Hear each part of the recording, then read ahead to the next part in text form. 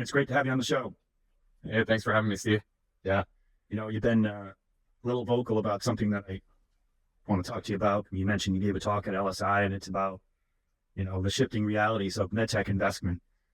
FDA approval is not the goalpost anymore. It's just kind of one of the doors you need to open, right? Yep. Yeah. And I know you work with a lot of leaders and startups working with, they're trying to get funding and go through their regulatory process. So there's a lot of learnings that you could pass on. Yeah. In particular, I'm part of Anchor Balloon by Dr. Vishal Gupta. I'm not part of that team. It's a startup, and we're working on DBV for our 510K pathway. So any learnings from your learnings passed on would be real helpful. Well, lucky for you, you're part of a technology that's well established in the market, right? Yeah. So the challenge isn't so much getting approval, because you'll be able to get it as a predicate device. The challenge with all companies is, what does that path to quality regulatory approval look like? And then for ones that aren't able to jump on such a convenient predicate device, how do you establish society adoption right before launch? How do you establish a pathway to reimbursement? And that's really the first question when we get on calls with early stage founders and CEOs and even venture capital and private equity that are looking to invest in this space is, what's the pathway to reimbursement? What does that look like? Are there existing codes that you can jump onto? If not, we know it takes 3 to 7 years, right, to get your own code. So what are you going to do in the meantime with those unlisted codes? And that's a challenge. And so there's a lot of good stories out there, but if you start with the economic story early, because reimbursement timing, often determines not just how you win, but when you win. I think of a recent conference I was at. It was a mass medic conference, and we were in a breakout session on wearables, and a company called Noctrix Health was presenting, and they were talking about their restless leg syndrome device and how they paired that strong clinical data with a clear reimbursement path, and they closed that gap between approval and payment, so that really they had the trifecta of society adoption, reimbursement approval, all those things happening all at one time, so that when they were ready to launch, they'd already reached that goalpost, as you mentioned. So that's really the missing, I don't want to call it missing thinking, but that's the gap that I see between a lot of companies with a great product with incredible features and benefits, but they really haven't thought about the economic impact. I was looking into this a little further to prepare, and I saw something that 72% of MedTech CEOs now cite reimbursement as the leading barrier to innovation. So the economics, like you're talking about, the codes. Yep. I would add to that there's a commercial gap in the boardroom. You have a lot of great operators, a lot of great financial minds, and successful investors that are part of the board, and even advisors that are from industry, but maybe haven't built from scratch. And so if you add operators who have built and scaled teams, not just advisors who understand strategy, I think you can go a lot further, a lot quicker. And a leader who's taken a product to real revenue will immediately challenge pricing, hiring, go-to-market decisions. And that ability to scale quickly, Steve, is the difference between the companies that succeed, the ones that have a ton of turnover, and the ones that don't. So that's really an area where I'm seeing the successful early stage companies branch out into, is getting that early stage commercial person on the board to really help drive decisions.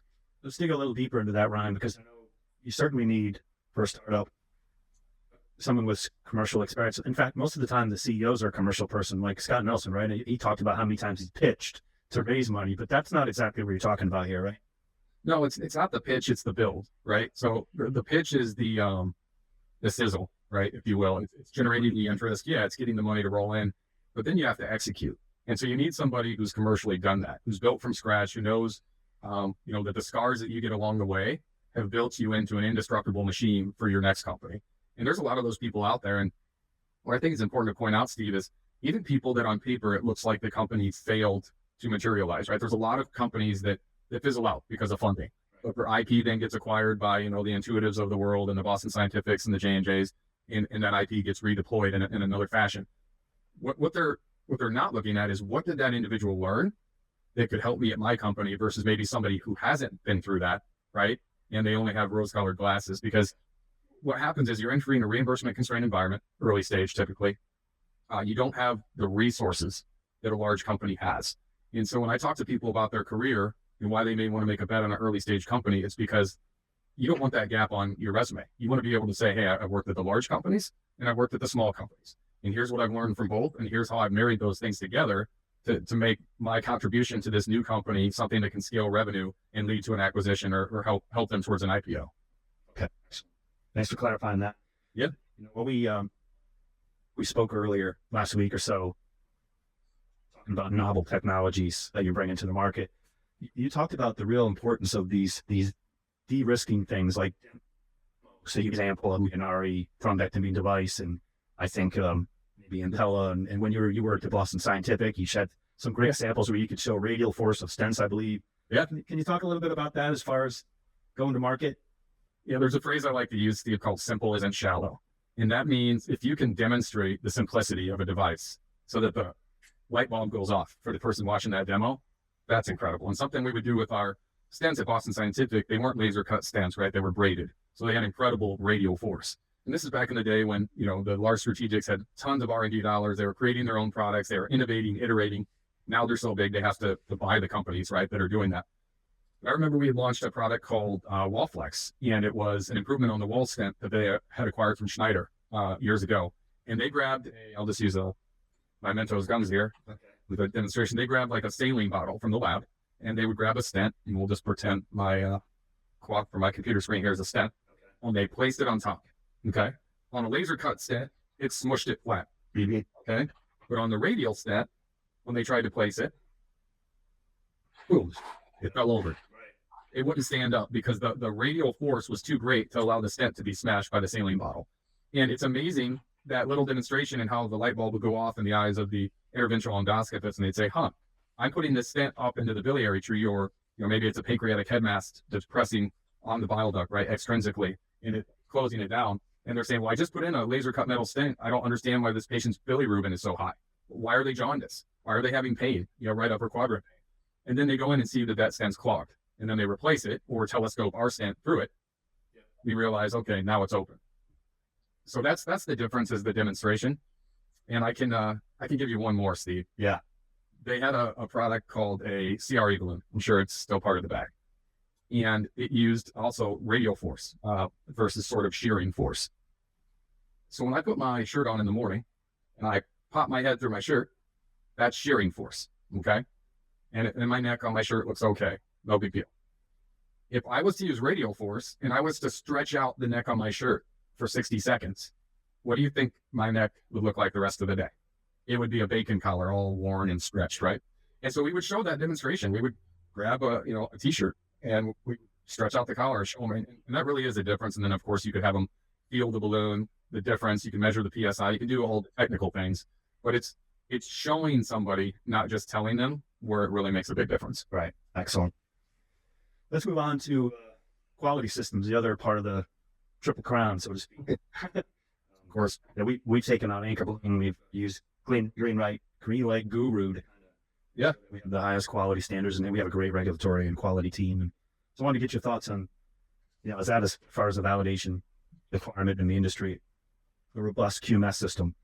Yeah, I mean, you want diligence that's organized, that's audit ready, that's building buyer confidence ahead of time. So if you're not using a strong electronic QMS system right now, you're increasing risk. You're delaying deals, in my opinion.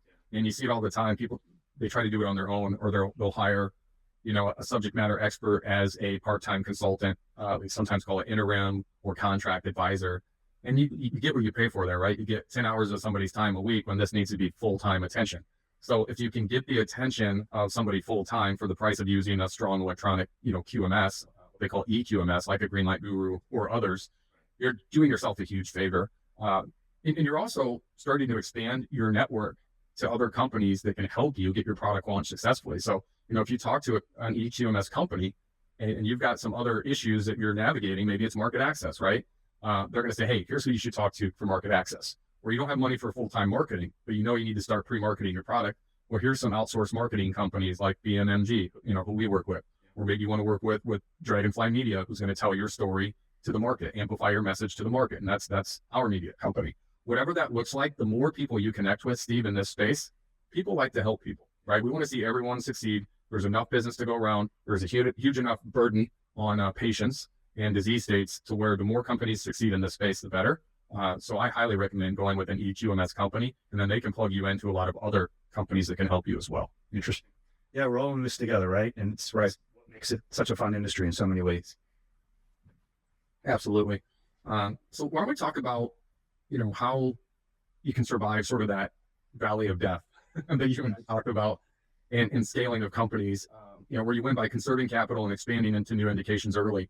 I know you've seen this in your career on the CDMO side, and how they'll come to the contract manufacturer and say, hey, we've manufactured to this specification for this disease. We may need to manufacture to this specification for this disease state. Do you have any specific examples that you could share with me so that I can educate my clients and founders and CEOs on, hey, this is what you might want to be thinking about for your next iteration or after you get this product and indication approved? Yeah, so there's a spurn rate, right, that everybody goes through. And selecting a CDMO to work with is critical. Yeah. Part of that, because like you said, the valley of death is maybe 5-7 years, right, for FDA and Medicare coverage and all that stuff. So, I think it comes down to selecting the right partners, CDMO. There are small, nimble partners that you could work with that maybe have some disadvantages. They might be quick and nimble, but they don't have the ability to scale. You have large CDMOs that everybody's familiar with. They have tremendous scalability through offshoring as well, Costa Rica, some of the low cost. And then you're and then the downside of the big ones is they sometimes don't want to work with small startups. Yeah. They don't, if it's a doctor with an idea on napkin, good luck keep getting a large seating out to even entertain a conversation. Or they might look at it from a pipeline standpoint and take it in, but you don't get a lot of attention. You might have started with one of the lead engineers and you end up with an intern working on the project. Sure. Well, that's what the big companies can help, Steve, right? So if you're working with a large company, say as a physician or even as a representative of that company, and there's a physician that has an idea, there is a process that you can go through within that large strategic to submit that idea, right? To get it patented with the help of the company. Of course, the company is probably going to want their share of it or first right of refusal on that technology. But it can take a lot of the cost, a lot of the uncertainty out of it, and it can expedite your ability to use their manufacturing capabilities for your product should it get selected. But I agree with you. It's a lot like what we deal with in executive search and on the advisory and media side of our business. We're able to help the early stage companies because we know who to plug them in with on the VC side, private equity side, CDMO side. I mean, how often do I call you and say, Steve, I need somebody in this space that can, create a product for this particular domain. Who would you recommend, right? And you'll rattle off 3 to 5 people just on memory. And if we don't get what we need there, you'll send me a list and say, here's all the interventional cardiology CDMOs, here's all the robotics, here's all the minimally invasive stapling companies. And that's huge for us because it saves us so much time doing research. Even with AI today, it's not super accurate and it's not a personal testimony. Until I know somebody that I trust that recommends someone, I won't recommend them to my clients. Absolutely. That's critical. Just like we said, there's advantages, disadvantages to the small players and the large players. That's why the folks do pretty well. Yeah. Because they can scale and they can work with you on those early stage projects. And there's several very highly qualified CDMOs out there. Private equity has kind of shifted things a little bit. Yeah. And also, in some cases, in the long run, some of the industrial companies that get involved in MedTech, they don't understand the market, don't have the partners. The private equity might have a portfolio of different MedTech companies. They understand the industry better. Sure. Yeah. You look at like an Ajax Health, right? Exactly. They invest in MedTech. You look at HIG Capital, right? Lots of MedTech companies. Sandstreet. Yeah. So through indeed, there's a ton of them out there. And even on the private equity side for CDMOs, you see a lot of that, right? Where go make, this contract manufacturer for robotics and capital, one of their portfolio companies. The question is, do they have others in their portfolio so they know how to operate? Because if it's the first one, that could be a challenge, as you know. Listen, I know we're coming up on our time here, but in preparation for this, I started researching accidental med device discoveries. And I didn't realize, even though I worked at cardiovascular systems and at Boston Scientific and other companies, that the angiogram was accidentally discovered. And they were trying to inject contrast into the aorta of a patient and accidentally injected it into the coronary artery and thought, okay, this is bad. This patient might not make it. Of course, the patient did fine. And then they realized, okay, we can image the coronary artery now. And I think of all the inventions out there. And another one I came across on the pharma side was sildenafil, which is Viagra. And it was brought out for blood pressure. It didn't work well for blood pressure. But the nurses who are always on top of it noticed that every patient, when they would come in to check them on their blood pressure, was laying on their stomach. And they asked them why. And of course, they found out why, really quick. And then, bam, blockbuster drug. In fact, they even made a movie, Love and Other Drugs, with Jake Gyllenhaal and who's the girl from The Princess Diaries, Anne Hathaway. So if you ever want to see what crazy pharma was like back in the 90s, watch that. But I mean, I researched everything, Steve, from pacemakers and how those were created. They accidentally put the wrong part into a resistor and realized that, oh, here's the rhythm that we need. And it went from this large, obtrusive, low quality of life device that was pacing the heart to an implantable. And a lot of our best things are created that way. When I was early on in endoscopy, I was calling on a ton of gastroenterologists, and Humira was getting really popular at the time. And I remember the Humira rep telling me this was an arthritis drug. And all these people with arthritis that also had Crohn's and colitis started reporting that their Crohn's and colitis got better. And so then they got the expanded indication for that. And it's one of the largest blockbuster drugs ever. And so you see that a lot in medical device and life sciences and pharma, where once the device gets to the market or an idea gets to the market, the accidental discoveries on how that can be expanded or used in a completely different area of the body. When you look at pulse field ablation, we've had ablation forever, right? And now it's completely reshuffled the deck for EP. You talk about like focus ultrasound. You look at companies like Insight Tech and others completely reshuffling the deck. Cala Health, they've got a wearable for essential tremor, so even less invasive, right? You wear this thing for 45 minutes on your wrist, and you don't have tremors for the next 2 to 4 hours. Yeah. So we're at the tip of the iceberg for what these devices can do. I see a future before 2030 where we're talking about Alzheimer's and dementia being a thing of the past. Wouldn't that be wonderful? I think that disease state, in fact, I know it kills more people than breast and prostate cancer combined. And we're right on the precipice of getting rid of those things, or at least, drastically eliminating a lot of the causes. So you and I can unpack stuff like this all day long. Just from more of a, we're talking about my experience in contract manufacturing and polymer processing. And I was doing a podcast recently with folks at Confluent.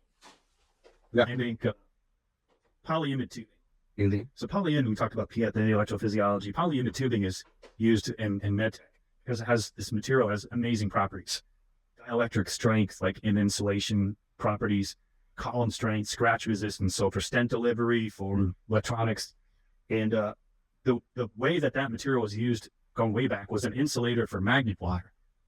So they were making this magnet wire, and somebody didn't prepare the main wire that the polyimide goes over correctly. So the surface of the wire was oxidized. So the tubing slipped off the mandrel, the wire, very easily. They're like, holy shit, I could take this mandrel, we run tube. There's probably some other applications without the mandrel or wire in it that could be applicable. And if you know about the Chattanooga, Tennessee area, that's like the land of polyimide. That's where all, just because of that invention, and everybody started there, and that's where it's all made now from kind of a mistake, that some quote mistake, and now it's used so heavily in MedTech. I love those accidental stories. I remember, and this is outside of MedTech, well, maybe MedTech adjacent because it is a healthcare product. I think Johnson & Johnson owns Vaseline, but oil, people working in the oil fields noticed this buildup on the oil shafts, this waxy buildup. And it didn't smell particularly great, but it wasn't harmful. And of course, their hands were chafed and dirty and scraped, and they would rub this residue on their hands, and their hands would get better. And somebody saw that was a way to make money, and they decided to clean it up and get it approved for healthcare use. And then that's Vaseline. So it comes from a natural resource, right? Petroleum Vaseline. And it's just amazing the uses for things. And it's called off-label use, of course, a lot in medical device. But I remember doctors, creating things with scissors and sutures, and now the stents are all, they have that built in, right? The built-in hook so that you can reposition the stent or remove it. It's just, or even anchor it with an endoscopic suture or a mechanical clip. So the sky's the limit. The only thing that limits these doctors and these CDMOs is imagination, and then of course the FDA. But when a patient's on the table, you want a creative doctor who's willing to do whatever it takes to help that patient have the best quality and quantity of life possible. And I think that's why your podcast, Steve, is so important. Why all these educational podcasts are so important, especially in the MedTech space. I mean, you've got Device Talks that does an incredible job. We try to pump out some content from the Mullings group. It's wherever you can share what you've learned and then ask people what they've learned and inspire the rest of the MedTech community. That's how we build this. Yeah, absolutely. That's what we're doing here. Both of us. You got it. Awesome. Hey, it's been great having you on the show, Ryan. Appreciate it. Yeah, let's do it again.